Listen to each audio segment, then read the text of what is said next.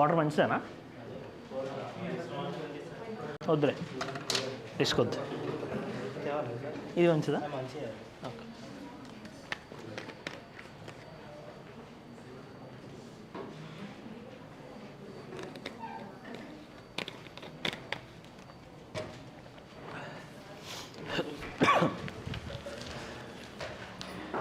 Good evening. Shall we start? First,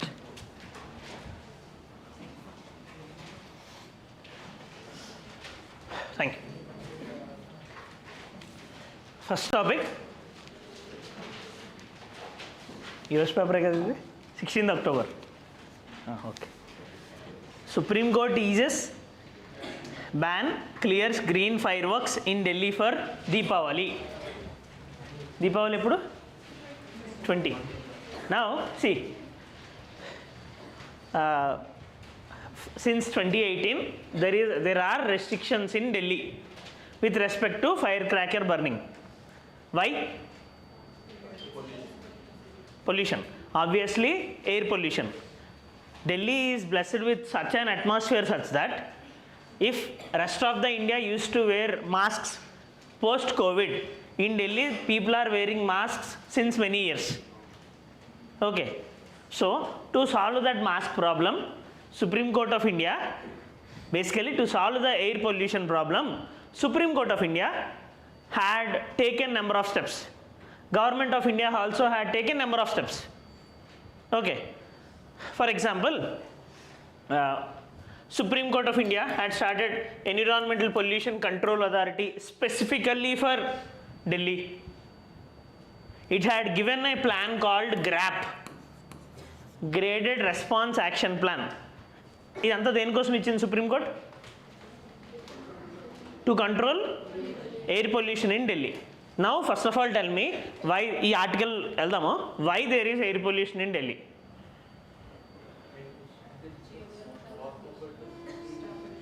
See, obviously we had air pollution in all the cities. In India generally we will be analyzing air pollution using an index called air quality index. Same ranking లాగే దానికి numbers ఉంటాయి. If ఒక stage దాటితే harmful, very harmful, ఇలాంటి conditions మనం చూస్తాం. Now if every city in the India have the problem of air pollution, why we are stressing upon Delhi's air pollution? Why in Delhi it will be more compared to other areas? మీకు తెలిసిన reasons చెప్పండి చాలు. More population. Okay, more. See, first and foremost very big reason for air pollution is stubble burning. Stubble burning. This is not present in any other cities. Basically ఆ ఢిల్లీ, గుర్గాన్, నోయిడా ఆ రీజన్లోనే restrict అయి ఉంటుంది. What is stubble burning అంటే basically non edible part of the crop harvest చేసిన తర్వాత ఏదైతే ఉందో farmers are burning it. The reason for burning ఏంటి అంటే in Haryana and Punjab we have a specific law. ఆ లా ఏంటి? That they have to sow next season cycle of rice before a specific date. దానివల్ల ఏమవుతుందంటే gap between two season sowing seasons is very much less. ముందు season harvest చేసిన తర్వాత next season మళ్ళీ so చేయడానికి మధ్యలో గ్యాప్ చాలా తక్కువ ఉంది.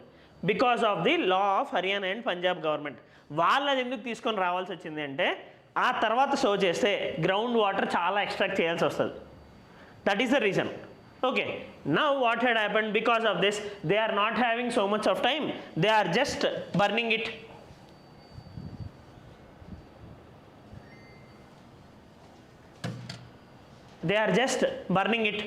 అది వెళ్ళడం వల్ల it is going towards Delhi. That is first major issue.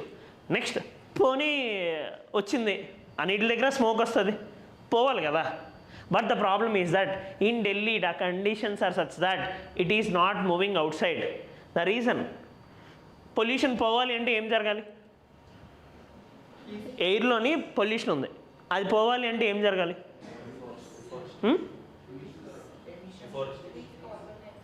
నేను అంటుంది నార్మల్గా ఎయిర్లో మనకి ఇప్పుడు ఈ పొల్యూటెంట్స్ అన్నీ ఉన్నాయి, కరెంట్లు ఇప్పుడు ఉందనుకోండి, ఏం జరిగితే ఇమీడియట్గా అది పోతుంది? రెయిన్ ఉండాలి, రెయిన్ ఉంటే పొల్యూటెంట్ కింద పడిపోద్ది. నెక్స్ట్ విండ్ స్పీడ్ చాలా ఎక్కువ ఉందనుకోండి, అక్కడ ఉండకుండా వెళ్ళిపోద్ది. But the season, the timing ఈ October, November, December, winter in Delhi are very much painful. Winter is coming అనగానే ప్రతిసారి వాళ్ళకి బాధ వస్తుంది, right? Now what happens at that time? Low rainfall. Next, wind speed is very much low.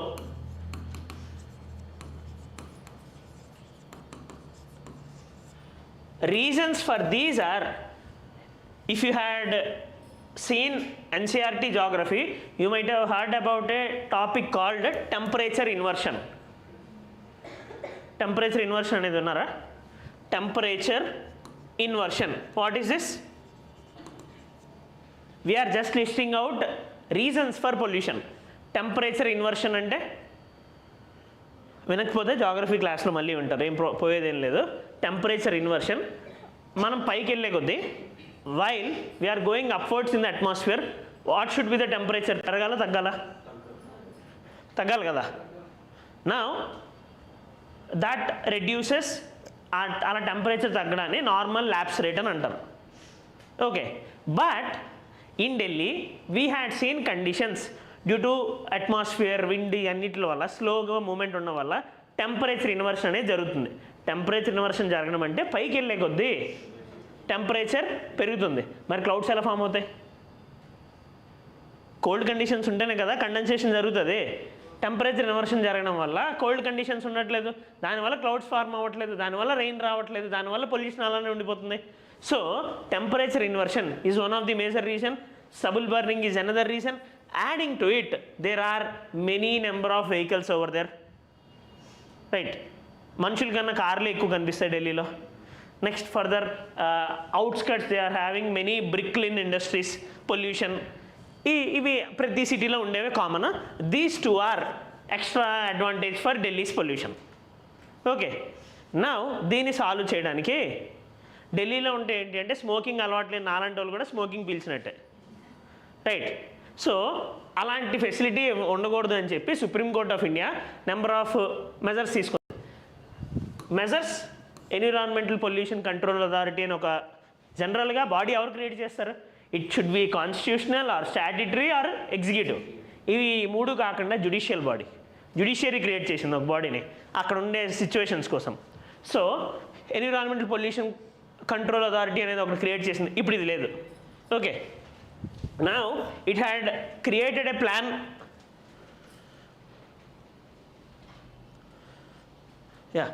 It had created a plan called Graded Response Action Plan. అంటే AQI పెరిగే కొద్దీ తీసుకోవాల్సిన measures పెరుగుతాయి. For example, if AQI is crossing 250, ఢిల్లీలో odd even rule implement చేస్తారు. అంటే on Monday only odd number plate ఉండే vehicles మాత్రమే మూవ్ అవ్వాలి. In Tuesday only even number, Wednesday only odd number. లేదు 300కి వెళ్ళింది, నా బ్రిక్లిన్ ఇండస్ట్రీస్ మొత్తాన్ని మూసేస్తారు. సో అందుకే గ్రేడెడ్ అంటున్నాం, graded response. If pollution increases there actions will be increased. Now ఈ దేనికి సర్టెనిటీ లేదు కదా, because this is not even a statutory body. So ఇలా ఉంటే బాగోదు అని చెప్పి government of India had formed a new body called commission for air quality management. This is formed under commission for air quality management act 2021. Now ఈ గ్రాప్లో భాగంగానే supreme court తీసుకున్న one of the మెజర్స్లోని fire cracker ban is one more thing. Fire cracker వల్ల October టైంలోనే కరెక్ట్గా దీపావళి వస్తుంది. Now అదే టైంలో ఇంకా పొల్యూషన్ పెరిగే స్కోప్ ఉంది. So to solve that issue they had ban the fire crackers in Delhi. Okay, so ఢిల్లీలో క్రాకర్స్ కాల్చకూడదు. నౌ ఇప్పుడు ఈ ఆర్టికల్ ఇక్కడ మనకు వస్తే ఏంటి అంటే ఇక్కడ వరకు అంతా క్లియర్ కదా. అండ్ ఇఫ్ జనరల్గా ఫైర్ క్రాకర్స్ అన్నీ ఇప్పుడు ఫర్ ఎగ్జాంపుల్ ఎలాంటి డెసిషన్ ఎవరు తీసుకోవాలి బ్యాన్ చేయాలంటే? గవర్నమెంట్ తీసుకోవాలి కదా. It should be an executive decision or else and legislative decision. Basically ఇలాంటివి ఎగ్జిక్యూటివ్ డెసిషన్స్ అవుతాయి. బట్ సుప్రీం కోర్ట్ తీసుకుంది కాబట్టి it went into the domain of the supreme court judiciary కదా, supreme court went into the domain of the executive. So this is called judicial activism. ఒకవేళ సొసైటీకి పని చేసేలాగా అయితే judicial activism, and some may call it as judicial overreach also. Okay, judicial overreach. Now there is no clear cut definition if there is something is called as judicial activism or judicial overreach. కొంతమంది environmentalist దీన్ని activism అనొచ్చు, గవర్నమెంట్కి support చేసిన వాళ్ళు దీన్ని over reach అనొచ్చు. Okay, మీరు చెయ్యండి అని చెప్పడం వేరు, మేము చేస్తున్నామని చెప్పడం వేరు కదా. There is a difference. So supreme court తీసుకున్న డెసిషన్ని some will be calling as judicial activism, judicial overreach. GS2లో ఇది ఎగ్జాంపుల్ కోట్ చేయడానికి బాగుంటుంది. నా ఇప్పుడున్న న్యూస్ ఏంటి అంటే supreme court eases ban clears green fire crackers in Delhi for Deepavali. So in years తర్వాత in Delhi they can burn the crackers. But ఎలాంటి క్రాకర్స్? Only green crackers. అంటే గ్రీన్ కలర్లో ఉండాలా? Those should be environmental friendly, less polluting, less sound. అంటే normal fire crackers 190 decibels ఉంటాయి, ఇది 110 decibels ఉంటాయి. నేను మాట్లాడితేనే 110 డెసిబుల్స్ వస్తుంది. నౌ దిస్ పొల్యూటెంట్స్ బేసికల్గా మనకి మేజర్గా ప్రాబ్లం వచ్చేది ఏంటి అంటే ఫైర్ క్రాకర్స్ వల్ల because of emissions of barium nitrate. Barium nitrate emission వల్ల ప్రాబ్లం వస్తుంది.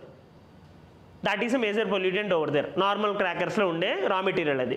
Now in this green crackers barium nitrate అనేది ఉండదు. దాని ప్లేస్లోని they will be placing potassium nitrate and aluminium.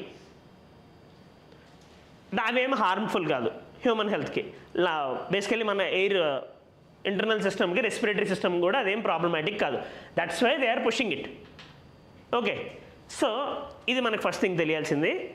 Next further green crackers ఎవరు తయారు చేస్తారు? సేమ్ ఆర్గానిక్ ఫుడ్ లాగే నేను ఆర్గానిక్ ఫుడ్ తింటున్నానంటే అయిపోదు కదా. There should be some certification. Similarly there should be some certification for green crackers. So ఇండియాలో green క్రాకర్స్ని తయారు చేసేది CSIR కింద ఉండే ఒక organisation called NEERI. NEERI. Okay, now this NEERI had made 3 green crackers. వాటి పేర్లు శ్వాస్, సఫల్, ఇంకొకటి శ్వాస్ సఫల్ సంథింగ్, అది కూడా సాధన స్టార్ట్ అవుద్ది, ఇది ఫిల్ చేసుకున్న తర్వాత. But these are the 3 green crackers developed by NEERI. So CSIR సపోర్ట్తో చేసింది. దీన్ని సర్టిఫై చేయాలి. Earlier, maybe 1 week back, I had discussed about an organization which has the entire rights to licensing for firecracker manufacturing units.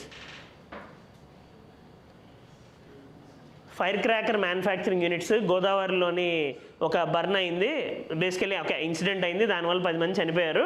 Licence చేయాల్సిన బాధ్యత ఒక organisation అని చెప్పాను.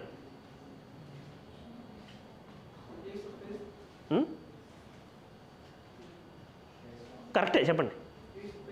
Peso, right. Petroleum and explosives safety organisation. ఇది green క్రాకరా కాదా అని చెప్పాల్సిన బాధ్యత ఈ పీసోది. So NEERI will be developing the green crackers, PESO will be giving the certification. Okay, ఈ ఆర్టికల్లో మనకు తెలియాల్సింది ఇది. Swas, Safal, star. Star, Swas, Safal, star, ఈ 3 ఫైర్ క్రాకర్స్ పేర్లు, గ్రీన్ ఫైర్ క్రాకర్స్ పేర్లు. ఇక్కడ వరకు ఓకే కదా మనకి. Now what is the issue? Green crackers ఉంది, బాగానే ఉంది, కాల్ చేయొచ్చు కదా అందరూ. మరి ఎందుకు ప్రాబ్లమాటిక్? కాస్ట్. ఆబ్వియస్లీ అందరూ ఎలా కాల్చుతారు? So cost is a major issue. Because if this certification will be there, certification ఎంతమంది వెళ్ళి తెచ్చుకోగలరు? Only bigger players can make. Bigger players obviously will be taking more amount of money. That is an issue. Okay, these are the things you need to know about from this first article. Okay na? Yeah, this article also mentions about a body called CPCB, Central Pollution Control Board అని చెప్పి. See, in India, major organization which having the responsibility to control pollution is CPCB, Central Pollution Control Board. Is it a statutory body? This is a statutory body formed under water act 1974 కింద ఇది form అయింది CPCB. This has powers under water act and also air act 1981 అనేది ఉంటుంది. ఈ రెండింటి కింద ఈ CPCBకి పవర్స్ వస్తాయి. Okay, they are responsible entire India to reduce air pollution. Okay, air and water pollution. Similarly in the states will be having state pollution control boards. అర్థమైంది కదా, దీనికి మించి అయితే ఇక్కడ ఏమీ మనకు అడగడానికి స్కోప్ లేదు. Next trade next 78 Maoist surrender in Chhattisgarh. నేను లెఫ్ట్ వింగ్ ఎక్స్ట్రీమిజం చూసాం కదా, same story. Next trade deficit widens 93% in September as services slump. Now ఈ బ్యాలెన్స్ ఆఫ్ పేమెంట్ చాప్టర్ అయిందా? సరిగ్గా చెప్పండి. అవలేదా? కరెంట్ అకౌంట్, క్యాపిటల్ అకౌంట్ ఎన్సీఆర్టీలో అయిందిగా. Current account, capital account same అదే కావాలి మనకి, ఇంకేమొద్దు. Now see every month we will be getting this data. సెప్టెంబర్లో ఏమైంది, అక్టోబర్లో ఏమైంది అని చెప్పి వస్తుంది. మనకు అవన్నీ అవసరం లేదు. Before the exam what is the scenario, what happened in the last 1 year, we need to no details of that.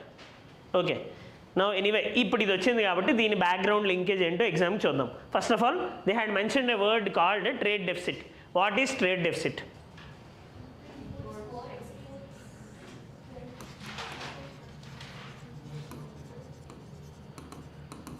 What is trade deficit?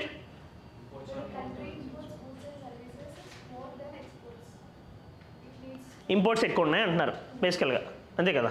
Fine, good. Now first of all tell me, trading with a foreign nation, trading with any foreign nation outside the Indian borders is not as same as trading with Indian states or inside India. Obviously now ఏం జరిగినా ఆ trade అంటే goods services అనే కాదు, బయటికి ₹1 వెళ్ళినా, బయట నుండి ₹1 వచ్చినా సరే there will be proper accounting process. So దాన్ని అంతా మెయింటైన్ చేసే అకౌంట్స్ని బ్యాలెన్స్ ఆఫ్ పేమెంట్స్ అకౌంట్స్ అని అంటాం. That means what ever rupee is going out side, ఆ రూపీ అనేది it can go for goods, for services, or buying any buildings over there, or buying any assets over there. షేర్లు కొనాలన్నా, ఏం కొనాలన్నా సరే international transactions will be noted in a account called balance of payment account. ఇప్పుడు ఈ balance of payment కింద there are 2 major accounts. One is current account, second is capital account. Current account, capital account. What is the difference between two?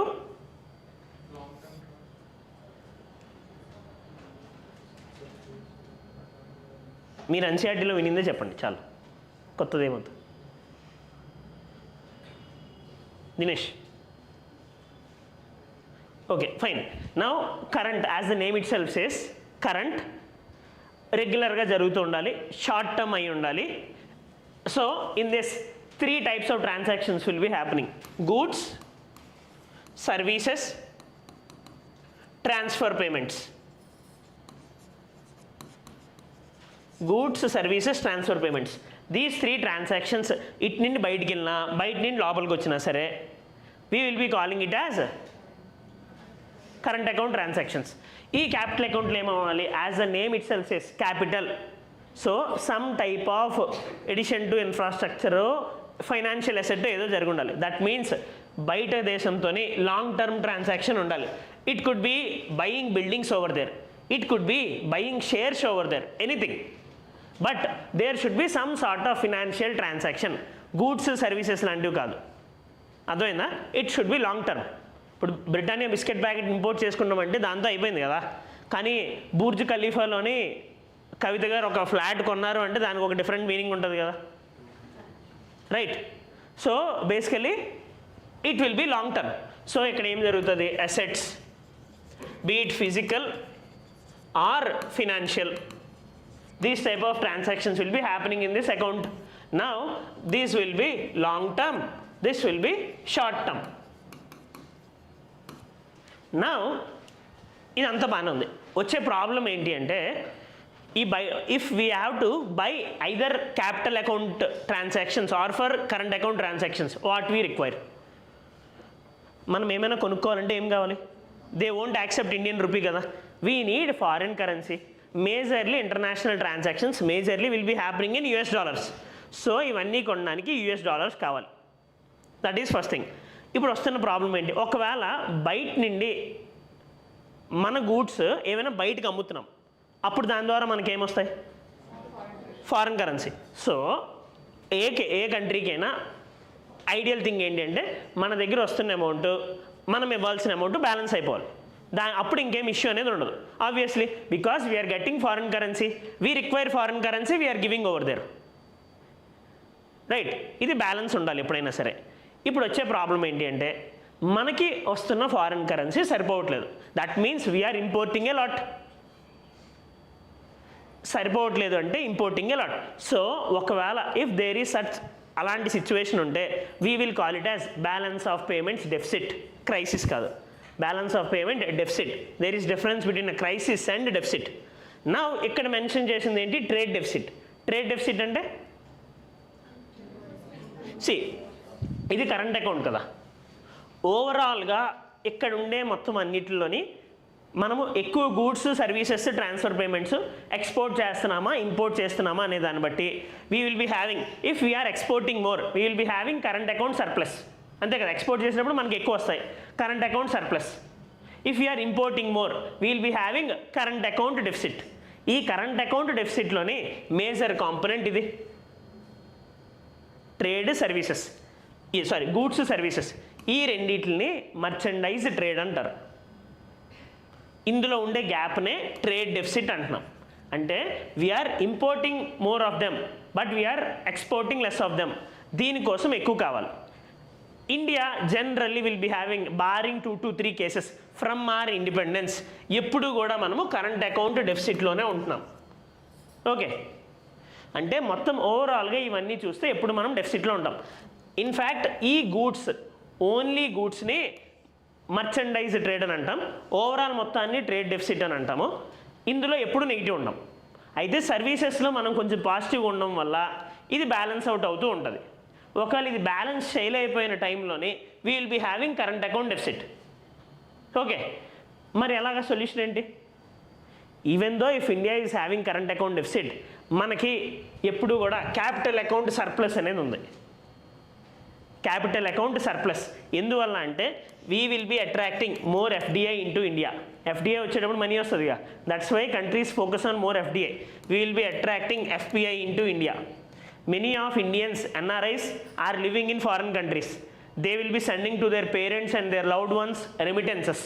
So, remittances ఇండియాలో ఎప్పుడు వస్తూ ఉంటాయి. 1991 ముందు వరకు కూడా గల్ఫ్ ఏరియా నుండి ఎక్కువ వచ్చేది రెమిటెన్సెస్. దాని తర్వాత గల్ఫ్ అండ్ USA, యూరోప్ నుండి కూడా మనకి ఎక్కువ రెమిటెన్సెస్ వస్తున్నాయి. సో ఈ కరెంట్ అకౌంట్ డెఫిసిట్ ఉన్నప్పుడు క్యాపిటల్ అకౌంట్ సర్ప్లస్ ఉండడం వల్ల ఇది బ్యాలెన్స్ అవుట్ అయిపోతుంది. That is fine. That is not at all called as balance of payment deficit. ఈ రెండు కలిపిన తర్వాత ఇఫ్ యూఆర్ హ్యావింగ్ డెఫిసిట్, ఇక్కడ కరెంట్ అకౌంట్ డెఫిసిట్ ఉంది, ఇక్కడ క్యాపిటల్ అకౌంట్ సర్ప్లస్ ఉంది, ఈ రెండు కలిపిన తర్వాత కూడా మనకి డెఫిసిట్ ఉందనుకోండి, then we will call it as balance of payment deficit. After that if you are having balance of ఎక్కువ ఉంటే ఇంకా మన దగ్గర balance of payment surplus, that is a good thing. Now ఎప్పుడు ఇది బ్యాలెన్స్ ఆఫ్ పేమెంట్ క్రైసిస్ అవుతుంది అంటే, now as we have capital account and current account, we also have third account in our balance of payments called forex account. This forex account will be there with RBI. అంటే foreign reserves మొత్తం అన్నీ కూడా ఇక్కడ పెడతారు. There are 4 things in this foreign currency assets. బేసికల్గా dollars, euros అన్నీ RBI దాస్తుంది. We will be having gold, we will be having SDRs, we will be having reserve transposition with IMF. మీరు చూస్తారు అవి. నౌ ఇది జనరల్గా మనకి కరెంట్లీ వీఆర్ హ్యావింగ్ $690 billion. ఇప్పుడు ఫర్ ఎగ్జాంపుల్ ఈ రెండిట్లోని కలిపి మనకి బ్యాలెన్స్ ఆఫ్ పేమెంట్ డెఫిసిట్ వచ్చింది అనుకున్నాం. If we are having a deficit of $15 billion, దాని నుండి ఒక $15 billion తీసుకొచ్చి ఇక్కడ వేసేస్తాం. ఒకవేళ ఇక్కడ సర్ప్లస్ ఉందనుకోండి, ఓ $15 బిలియన్ అక్కడ కలిపేస్తాం. ఇలాగా దీంట్లోని ట్రాన్సాక్షన్ జరగడాన్ని అఫీషియల్ రిజర్వ్ సేల్ అని అంటారు. అఫీషియల్ రిజర్వ్ సేల్, ఇదంతా మీకు ఎన్సీఆర్టీలో ఉంటుంది ఎనీవే. అఫీషియల్ రిజర్వ్ సేల్ అని అంటారు. నౌ ఇప్పుడు వచ్చింది ఇష్యూ ఎక్కడ వచ్చింది అంటే, ఈ ఫారెక్స్ అకౌంట్, ఈ ఫారెక్స్ రిజర్వ్స్ ఉన్నాయి కదా, ఇవి ఉన్నా సరే అంటే ఈ రిజర్వ్స్ ఏవైతే ఉన్నాయో, if these reserves are if those are not sufficient to balance out the balance of payment deficit, అంటే మనకి డెఫిసిట్ ఇక్కడ for example forex reserves only మనకి ఒక $20 బిలియన్ ఉన్నాయి అనుకుందాం, ఇవి లేవనుకుందాం. ఇక్కడ మనకి డెఫిసిట్ $25 బిలియన్ ఉంది, అయినా సరే ఇంకా $5 బిలియన్ సరిపోవట్లేదు కదా. That situation is called balance of payment crisis. మనకి 1991లో వచ్చింది అది. Okay, now we are in a relatively better position. Now మనకి 11 months ఇంపోర్ట్ కవర్ అనేది ఉంది ఫారెక్స్ అకౌంట్లో. అంటే 11 months వరకు మనం నెగిటివ్లో ఉన్నా, with this amount we can do all the imports. 1991 టైంలో we use to have only for 14 days. అది వచ్చిన ప్రాబ్లం. నౌ ఇది ఎందుకు ఎగ్జామ్ ఎంత డీటెయిల్గా చెప్పాల్సి వచ్చింది అంటే, ఇది ఓన్లీ ట్రేడ్ డెఫిసిట్. ఈ ట్రేడ్ డెఫిసిట్ వల్ల కరెంట్ అకౌంట్ డెఫిసిట్ వస్తుంది. Current account deficit is very much common. Currently RBI annual report ప్రకారం 1.3% కరెంట్ అకౌంట్ డెఫిసిట్ ఉంది ఇండియాకి. 1 to 2% is very much common. దీన్ని క్యాపిటల్ అకౌంట్ సర్ప్లస్తో మనం ఎప్పుడు మూసేస్తాం. అయితే ఏమైంది, చాలా ఇయర్స్ తర్వాత 6 months బ్యాక్ ఫారెక్స్ అకౌంట్ నుండి ఇది సరిపోలేదు కూడా, దీనివల్ల బ్యాలెన్స్ ఆఫ్ పేమెంట్ డెఫిసిట్ చూసాం మనం. ఆ balance of payment deficit $13 billion వచ్చింది. ఆ $13 బిలియన్ కవర్ చేయడానికి we had taken $13 billion from forex reserves. Okay, ఈ దీని మీద క్వశ్చన్ వస్తుంది ఆబ్వియస్గా. రైట్, అర్థమైంది కదా మొత్తం. That's all. Clear everyone? Of course ఇందులో ఇంకొంచెం డీటెయిల్గా ఉంటాయి. క్యాపిటల్ అకౌంట్లో visible transactions, invisible transactions, merchandise trade, services trade, ఇంకా చాలా ఉంటాయి అందులో. You need to know them in detail for exam. Next,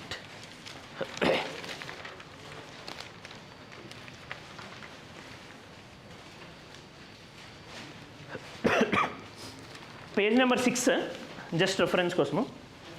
cyber crime unit warns citizens of online scams ahead of Deepavali. మనకు అదంతా అవసరం లేదు కానీ, I had mention about an organisation with respect to cyber crime reporting in the country. CERT-In Indian computer emergency response team. Okay, if ఏవైనా cyber crime అయితే మనం report చేయాల్సిన organisation అది, అంతే.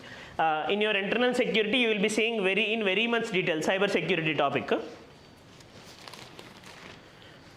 Next, page number 7. Sridhar Babu invited to address as biotech international conference. Who is Sridhar Babu? IT and information minister from Telangana. Now ఇది ఎందుకు నేను సపరేట్గా చెప్పాల్సి వచ్చింది అంటే, he is the only person from India being invited for this conference. అయితే ఆయన పేరు మనకు అదంతా అవసరం లేదు, ఆయన శ్రీధర్ బాబు కాబట్టి ఆయన పిల్లలు. అది హైదరాబాద్లో ఉంది కాబట్టి పిలిచారు. Because Hyderabad is pharma hub of India. In Hyderabad we have a pharma hub which supplied vaccines everything for the world. ఏంటది? Genome valley. Genome valley, this is important. దేనికి ఇంపార్టెంట్ అంటే genome valley, in geography we have a topic called location of industries. అందులోని pharmaceutical industries గురించి question రావచ్చు. Distribution of pharmaceutical industries across India. Now one of the major hub for pharmacy in the country is Genome Valley. Okay. Next.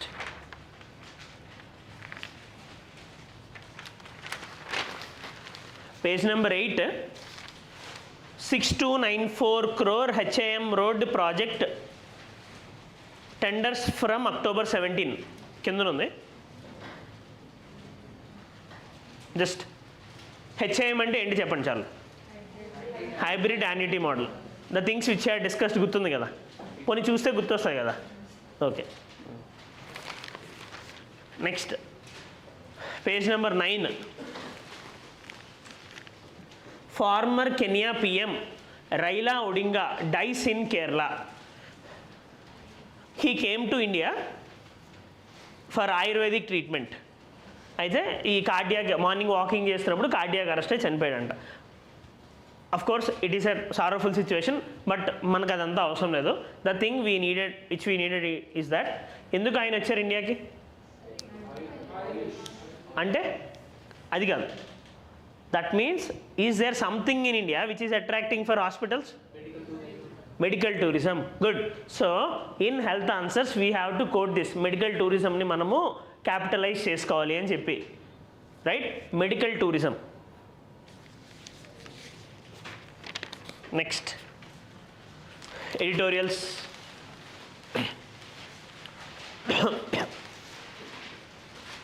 Refugees, infiltrators. India needs a refugee policy document that is non-discriminatory. Refugee की infiltrator की difference ఏంటి?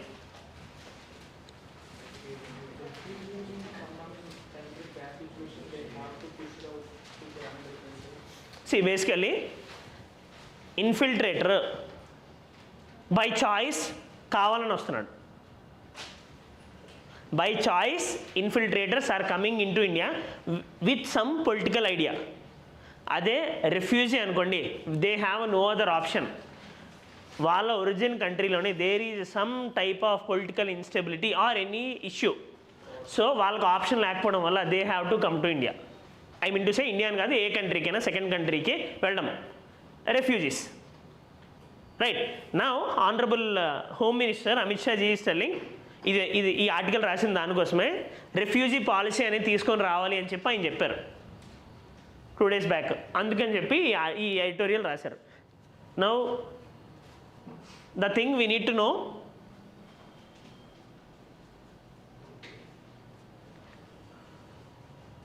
ఏంది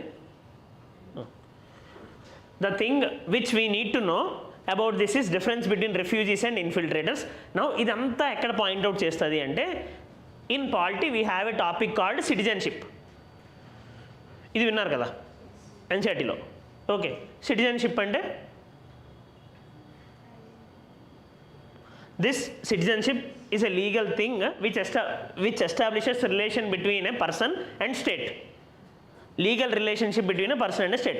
అంటే నాకు కొన్ని rights ఉన్నాయి because of citizen, and along with that I also have some duties.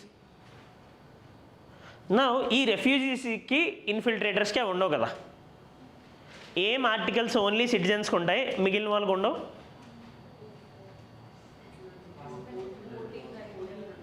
Fundamental rights చెప్పండి, మిగతా రైట్స్ వద్దు. అర్థం కాలే?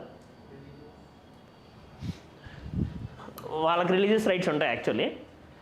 15, 16, 19, 29, 30 గుర్తుపెట్టుకోండి ఇట్లానే. These articles will be available only for citizens. These 5 won't be available for enemy aliens or normal aliens also. Enemy ఏలియన్స్కి ఏ article ఉండదు. ఎనిమీ ఏలియన్స్కి అసలు ఫండమెంటల్ రైట్సే ఉండవు. నార్మల్ ఏలియన్స్కి, ఏలియన్స్ అనే వాడతారు ఆ పదం, ఫారిన్ నేషన్స్కి, they will be having all the fundamental rights except these 5. అంటే ఫర్ ఎగ్జాంపుల్ ఆర్టికల్ 21 లేదనుకోండి, ఎవరైనా వెళ్ళి చంపేయచ్చు కదా. So they will be having all the fundamental rights except these 5. ఇప్పుడు ఈ 15, 16 ఏంటి? ప్రొహిబిషన్ ఆఫ్ డిస్క్రిమినేషన్, ఈ ఎంప్లాయ్మెంట్ ఆపర్చునిటీస్లో ఇవ్వడము 16. బయట వాళ్ళకి మనం ఎందుకు ఇవ్వాలి employment opportunities? Right. So now we had bought these things to do positive discrimination to support our deprived sections like SC, ST, women, EWS sections, OBC sections. Now అందులో వాళ్ళకి ఇవ్వాల్సిన అవసరం లేదు కదా. ఇది మీరు మర్చిపోకూడదు. అంటే all these 5 articles are positive discrimination articles, affirmative action policies. ఇవన్నీ అంటే మన దగ్గర ఇబ్బంది పడుతున్న వాళ్ళకి సపోర్ట్ చేయడానికి తీసుకున్నవి. 29, 30 ఏంటి? కల్చరల్ రైట్స్, బేసిక్గా cultural and educational rights for minorities ఇస్తున్నాం. నో ఆబ్వియస్గా those are for national minorities, not for any immigrants. Okay, so వాళ్ళని ప్రొటెక్ట్ చేయడానికి తీసుకున్నది. be it linguistic minorities or religious minorities. Our constitution promotes both of them, supports both of them. So citizens ఉండేది only సిటిజన్స్కి మాత్రమే ఉండేవి ఈ 5 remaining fundamental rights for all the people. Now ఈ ఆర్టికల్లో mention చేసింది ఏంటి అంటే they had mention about the citizenship act, passports act and 3 other acts.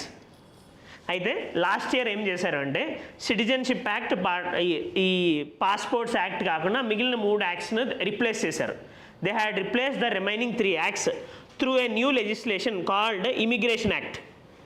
Immigration and foreigners act 2024 తీసుకొని వచ్చారు, 2025 తీసుకొని వచ్చారు. That immigration and foreigners act 2025 replaced the pre independence legislations. మీరు అక్కడ చూస్తే ఆ లెజిస్లేషన్స్ మెన్షన్ చేసి ఉంది. నౌ బేసిక్ థింగ్, ఇప్పుడు ఈ రెఫ్యూజీస్కి అంటూ ఒక పాలసీ ఉండాలి అని చెప్పి ఆర్టికల్ సపోర్ట్ చేస్తుంది. దీనికి మనకి ఎగ్జామ్కి ఇంకా కావాల్సింది ఏంటి అంటే even though we require refugee policy, the irony is that we didn't sign refugee convention. 1951 అక్కడ మెన్షన్ చేశారు కూడా. 1951 కన్వెన్షన్ అనేది ఒకటి ఉంటుంది. That is Geneva convention, also called refugee convention. ఈ రెఫ్యూజీ కన్వెన్షన్ ఇండియా ఎందుకు సైన్ చేయలేదు అంటే ఒకవేళ సైన్ చేస్తే this refugee convention is based on a principle called principle of non refoulement. Principle of non రిఫౌల్మెంట్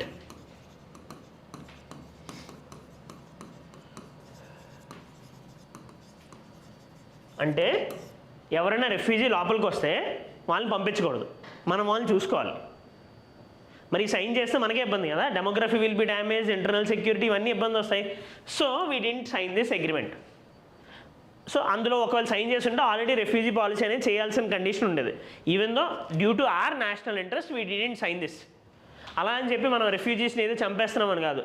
we are giving citizenship act 2019 amendment చేసింది కూడా ఈ illegal ఇమిగ్రెంట్స్ని లీగల్ చేయడానికి, బిలాంగింగ్ టు 6 రిలీజియన్స్. మీరు సిటిజన్షిప్ చాప్టర్ చదివినప్పుడు క్లియర్గా చూస్తారు అదంతా. ఓకే, సిటిజన్షిప్ ఏ ఆర్టికల్స్? సిటిజన్షిప్ గురించి ఏ articles? 5 to 11. Okay, next evolution revolution. The economics Nobel is a nod to freedom and innovation. Basically ఈ ఇయర్ ఎకనామిక్స్ ప్రైజ్ వచ్చింది కదా, దాని గురించి వాళ్ళు మాట్లాడారు. ఏమైంది? ఫైన్, ఇయర్ ఈ ప్రైజ్ వచ్చింది కదా నోబెల్ ప్రైజ్, దాని గురించి వాళ్ళు మాట్లాడుతూ ఈ ముగ్గురికి ఏదైతే నోబెల్ ప్రైజ్ వచ్చారో all the 3 of them scope about a concept called creative destruction. This you have to use in your economy answers also. Creative destruction. Creative destruction అంటే ఏంటి? క్రియేటివ్ డిస్ట్రక్షన్ అంటే ఫర్ ఎగ్జాంపుల్ ఇప్పుడు coin boxes ఉన్నాయా phone మాట్లాడేవి? Land lines కూడా తగ్గిపోయాయి కదా, because mobiles and all. So technology innovation జరిగేటప్పుడు ఆబ్వియస్గా క్రియేషన్ జరిగేటప్పుడు ఒక టైప్ ఆఫ్ డిస్ట్రక్షన్ అనేది జరుగుతుంది. That is inevitable. ఏఐ వచ్చినప్పుడు కొన్ని జాబ్స్ పోవడం అనేది inevitable. This is creative destruction. 5G వచ్చినప్పుడు 2G 3G అనేవి ఇంక లేవు. That is creative destruction. Because ఒకవేళ అది లేకపోతే we cannot grow. Innovation is required for further growth of humanity. దానివల్ల జాబ్ లాస్లు వస్తాయి అని అనుకుంటే if you are staying over there we cannot grow further. Creative destruction అనేది ఎంత ఇంపార్టెంట్ అని చెప్పి వాళ్ళు ముగ్గురు రాశారు. నో ఆ క్రియేటివ్ డిస్ట్రక్షన్ నిన్నే పుట్టింది. Once we use to have empires. ఆ తర్వాత ఏంటది మర్కంటైలిజం అనేది ఉండేది. మర్కంటైలిజం అంటే British only East India company మాత్రమే ఉండాలి అని చెప్పి సైన్ చేసింది కదా, చార్టర్ అంటాము, మ్యాగ్నా కార్టా బేసికల్లీ. నౌ దాన్ని లైసెన్స్ ఫెయిర్ స్టేట్ రిప్లేస్ చేసింది. లైసెన్స్ ఫెయిర్ అంటే ఫ్రీడమ్, ఇదంతా ఎకానమీలోనే వస్తుంది. లైసెన్స్ ఫెయిర్ అంటే ఫ్రీ స్టేట్ అని. అంటే బేసికల్లీ ప్రైవేట్ ప్లేయర్స్కి ఇబ్బంది ఉండదు. Government will be just acting as a facilitator and regulator. Private sector will be having the major role. దాన్ని కంటిన్యూ చేస్తూనే ఫారిన్ కంట్రీస్ మొత్తం అన్నీ కూడా లిబరల్ కంట్రీస్, లిబరలిజం వచ్చింది. Earlier we use to have communism, అది కూడా ఎండ్ అయిపోయి ఇప్పుడు లిబరలిజం వచ్చింది. Post WTO and LPG reforms తర్వాత due to globalisation all the countries in fact China also turn to this. Okay, now ఈ ఆర్టికల్ మాట్లాడుతుంది ఏంటి అంటే వీళ్ళకి ఇచ్చారు బాగుంది, అయితే ఇప్పుడున్న వరల్డ్ సిచ్యువేషన్ ఎలా ఉంది అంటే లిబరలిజంకి మళ్ళీ అగెయిన్స్ట్గా ట్రంప్ కానీ ఎవరైనా చేస్తున్నారు. They are against multilateralism. ఇప్పుడు లిబరలిజం అంటే అంతా ఫ్రీడమ్గా ఉండాలి కదా, ఎవల్యూషన్లో భాగంగానే we had come over here. అందుకే ఇది వాళ్ళ పేరు కూడా ఎవల్యూషన్ రెవల్యూషన్ అని పెట్టారు. అగైన్ వీఆర్ గోయింగ్ బ్యాక్ అని చెప్పి ఆయన స్ట్రెస్ చేస్తున్నారు. And they are also telling freedom is important for further growth అని. Okay, next navigating the global economic transformation. Salman Khurshid article రాసిన ఆయన, he is a former MEA of India. అంటే మనకి జయశంకర్ ఇప్పుడు ఎలా ఉన్నారో ముందు ఉండే దిస్ యూపీఏ ఉండేటప్పుడు ఉండే ఆయన. నౌ ఈ ఆర్టికల్లోని మేజర్గా వాళ్ళు ఏం చెప్తున్నారంటే all the things which are there in this we had discussed earlier in bits and pieces. Basic thing ఏంటంటే ఆర్టికల్లోకి ఉద్దేశం world is going towards new direction. Covid ముందు వరకు కూడా all the world countries stressed for multilateralism, free trade ఉండాలి అని చెప్పి. Now all the western countries ఏం చేస్తున్నాయి, they are going for unilateralism, make America great again, ఇలాంటి స్టాండ్స్ తీసుకుంటున్నారు. రెస్ట్రిక్షన్స్ పెడుతున్నారు, టారిఫ్స్ పెడుతున్నారు, శాంక్షన్స్ వేస్తున్నారు, బయట దేశాల నుండి ఇంపోర్ట్స్ ఆపేస్తున్నారు, రెస్ట్రిక్షన్స్ పెడుతున్నారు. All this is against WTO and against free trade. Now ఇలాంటి సినారియోకి ఇండియా లాంటి కంట్రీస్ అలవాటు పడాలి. And this also created challenges with respect to supply chain. ఎందుకంటే ఈ 1995 అయిన తర్వాత, గ్లోబలైజేషన్ అయిపోయిన తర్వాత all the countries got integrated. We are dependent on many goods on foreign countries. For example మీరు ఆ కింద ఆర్టికల్లో ఇంకొకటి ఏం రాశారు అంటే ఈ ఎలక్ట్రిక్ వెహికల్స్కి కావాల్సిన లిథియం, కోబాల్ట్ ఇవన్నీ కూడా మనము ఇంపోర్ట్ చేసుకుంటున్నాం. In fact 100% of lithium is being imported by India. Now ఇప్పుడు వేరే కంట్రీస్ వాళ్ళ సప్లై ఇప్పుడు ఆపేశారు అనుకోండి, మనకి ఏం జరుగుతుంది అప్పుడు? So we need to have an alternative. ఇప్పుడు జరుగుతున్న ఈ ఎకనామిక్ ట్రాన్స్ఫర్మేషన్లో, గ్లోబల్ ఎకనామిక్ ట్రాన్స్ఫర్మేషన్లోని we have to navigate it so that మనము దానికి తగినట్టుగా బతకచ్చు అని చెప్పి. సో ఆయన అది చెప్తూ గ్లోబల్ సౌత్ కంట్రీస్ అందరూ కలవాలి. Because most of the impacted countries over here is global south. Money ఉన్నప్పుడు ఏదైనా చేయొచ్చు. సో గ్లోబల్ సౌత్ దగ్గర పోవర్టీ ఉంది, అట్లానే ప్రాబ్లమ్స్ కూడా ఉన్నాయి. So they have to chart out a new plan అని చెప్పి మాట్లాడుతూ ఇండియా, చైనా ఏమేమి చేస్తున్నాయి, they are talking about that. And global south, all the global south nations must come together. Now ఇందులోని కింద ఆర్టికల్లోని చాలా మంచి కీవర్డ్స్ ఇచ్చారు వాళ్ళు. దోస్ కీవర్డ్స్ అండర్లైన్ చేసుకోండి. You can use in the answers. Of course IR మీరు ఎక్కడైనా డిస్కస్ చేసేటప్పుడు ఎవరితోనైనా, ఐ మీన్ క్లాసెస్లో మీకు వచ్చేటప్పుడు అవన్నీ వస్తాయి. Now for example in this article they had mentioned about laissez-faire capitalism, they had mentioned about plutocracies. Plutocracy ante democracy ante rule of people, plutocracy ante rule of rich people e rule cheyadam. Next they had mentioned about crony capitalism. Crony capitalism ante atla em kaadu, favouritism. Basically capitalism ఉంటుంది. Capitalism అంటే will be promoting private sector, that is not problem. But ఒకే కంపెనీకి మొత్తం అన్నీ ఇవ్వడం problematic. For example మొత్తం అన్నీ 6 airports, that's what they had mention about make America great again. ఎలాగ డిఫరెంట్ కంట్రీస్ రిస్ట్రిక్షన్స్ పెడుతున్నాయని చెప్పి మొత్తం అన్నీ మెన్షన్ చేశారు. In this they had also mention about AI action plan, cloud act and Swift payment system. ఈ Swift payment system గురించి మీరు ఎకానమీలో చూస్తారు. What is the Swift payment system వచ్చిందా? ఇంటర్నేషనల్ ట్రాన్సాక్షన్స్ జరుగుతాయి కదా. For example cross border transactions జరిగితే అంటే for example central bank of ఇంగ్లాండ్కి, స్టేట్ బ్యాంక్ ఆఫ్ ఇండియాకి మధ్యలో ఏదైనా ట్రాన్సాక్షన్ జరిగితే those will be happening through this SWIFT payment system. Okay, now sanctions పెడితే రష్యాని ఈ స్విఫ్ట్ పేమెంట్ సిస్టమ్కి అలౌ చేయలేదు. అంటే రష్యాతోని వేరే కంట్రీలు ఎవరు ట్రాన్సాక్షన్ చేయకుండా చేశారు. అందుకని ఇండియా ఏం చేసింది, అది డాలర్స్లో కావాలంటే కదా అది. India with Russia we had made an agreement called rouble agreement. So మనము రూబెల్లో చేసుకుందాం. మీరు మాకు డాలర్స్ ఇవ్వండి, మేము మీకు రూపీస్ ఇస్తాము. ఫ్యూచర్లో మళ్ళీ మేము మీ దగ్గర కొంటాం కదా, అప్పుడు మాకు ఆ రూపీస్ వెనక్కియండి, మేము మీకు అలాగే రూబెల్స్ వెనక్కి ఇస్తాము అని చెప్పి. Called as de-dollarisation.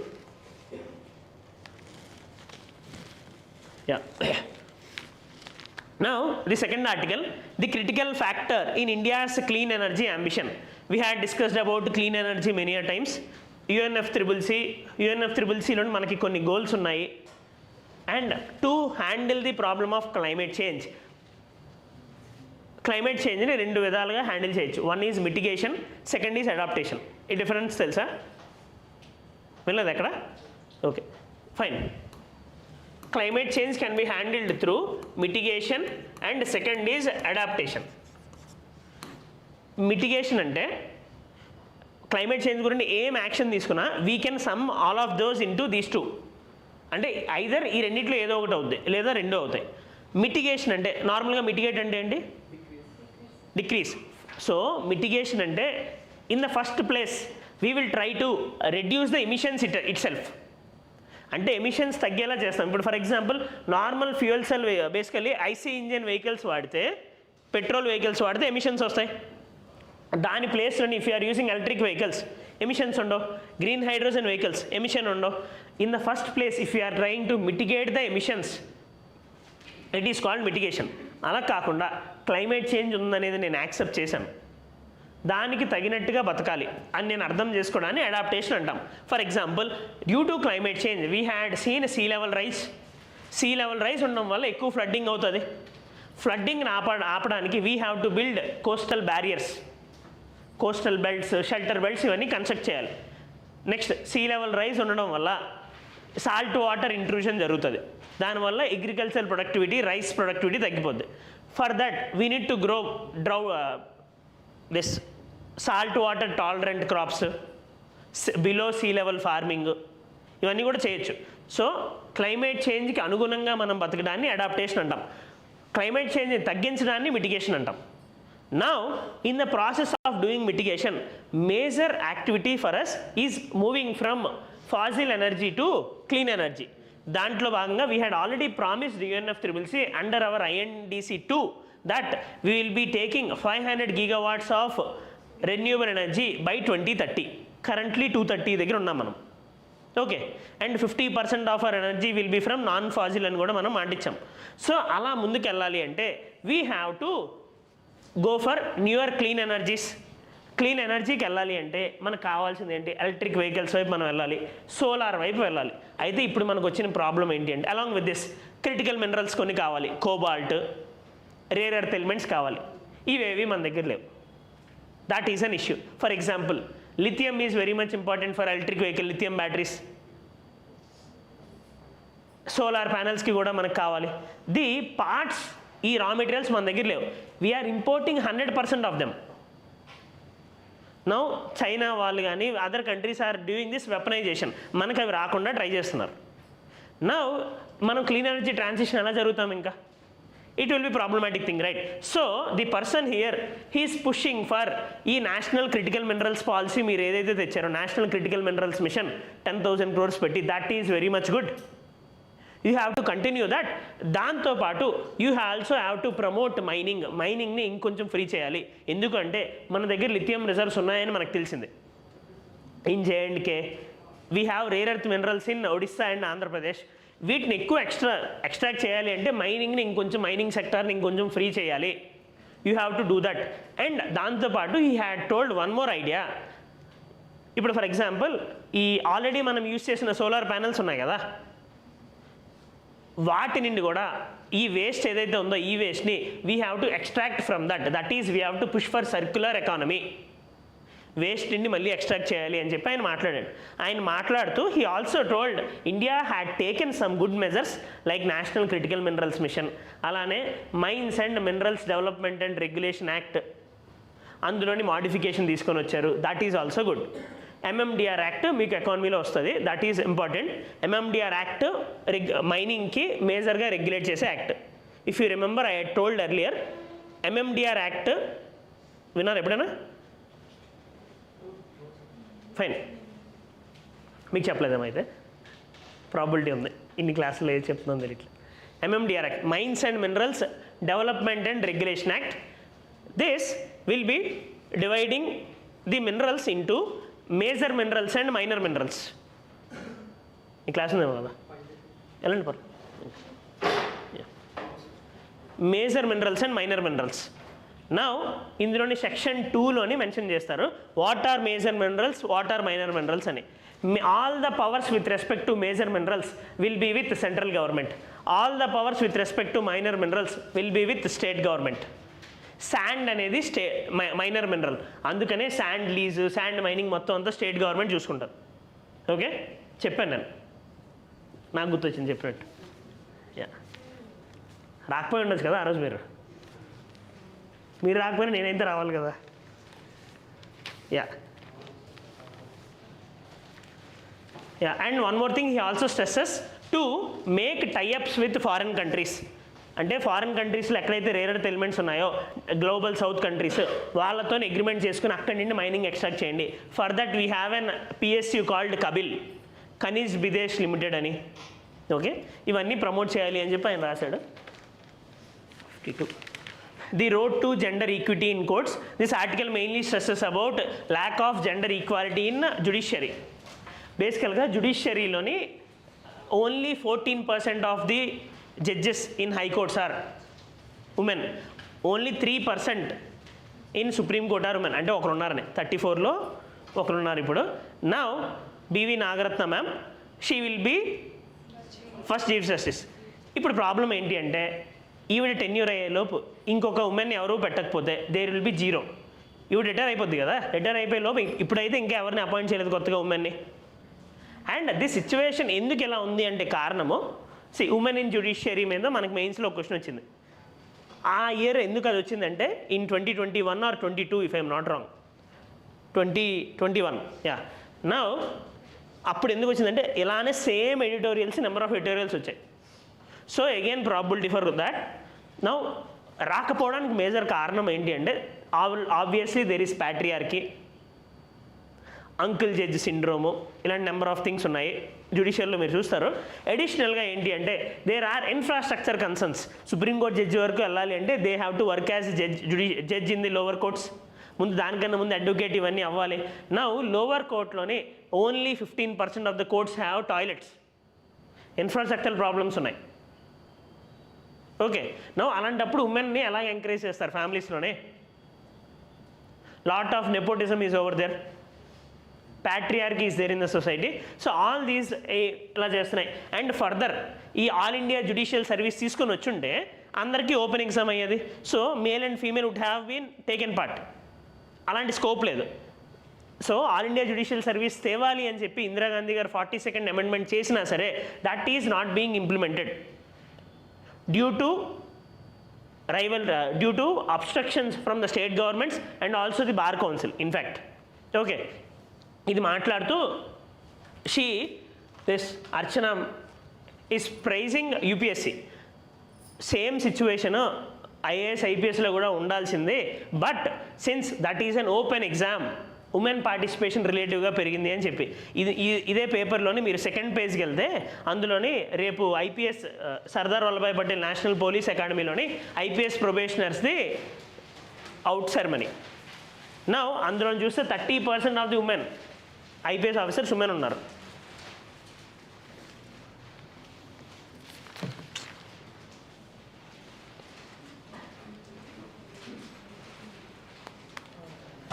Okay, next first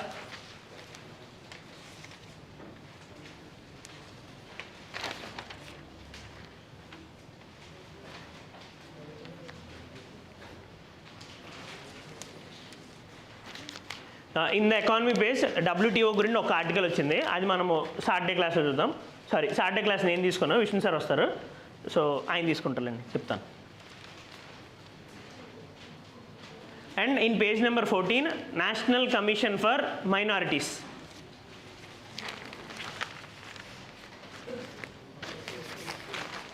Page number 14, ఒక article national commission for minorities అనేది మెన్షన్ చేస్తుంది. కిందన సెంటర్లో ఉంది నేషనల్ కమిషన్ ఫర్ మైనారిటీస్, కనబడలేదా? Delhi High Court seeks response on vacancies in National Commission for Minorities. Basically, how we have National Commission for backward classes, we also have National Commission for minorities. Now, it is statutory body. This is formed under an act called NCM Act 1992. ఓకేనా, national commission for minorities act 1992 ద్వారా ఇది వచ్చింది. ఇక్కడ ఉండే problem ఏంటి అంటే, first thing they are only recommendatory bodies. వాళ్ళు ఇచ్చే రికమెండేషన్స్కి పవర్ ఉండదు. ఈవెన్ పోనీ ఏమైనా రికమెండేషన్స్ ఇద్దామన్నా దేర్ ఆర్ వేకెన్సీస్, రెగ్యులర్గా వాళ్ళకి ఎవరు, all there appointments are based on the executive, separate committee ఏం లేదు. So who will be supporting them, వాళ్ళనే అపాయింట్ చేస్తారు. ఫండ్స్, ఫంక్షన్స్, ఫంక్షనరీస్ మూడిట్లో కూడా ఇష్యూ అనేది ఉంది. Okay, that is the case. ఈ ఎన్సీఎం గురించి మీరు డీటెయిల్డ్గా పాలిటీలో చూస్తారు. Okay, thank you.